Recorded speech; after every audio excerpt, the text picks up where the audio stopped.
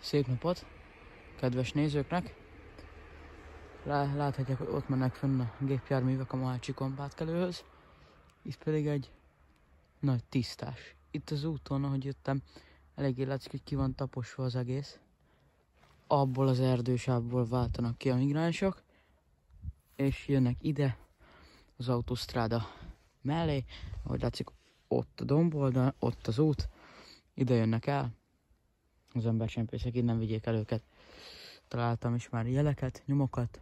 Ugye az első az, hogy itt egy nagyon nagy ösvény, ahogy lát, arra is megy egy, hogy itt egy táska, megnéztem, egy ragasztó szallagón kívül semmi más nincs benne. Megyünk tovább ezen a kisebb ösvényen. Látszik, hogy itt is megpihentek jó páran.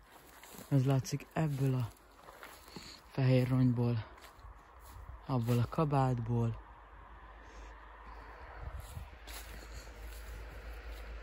ebből a gatyából.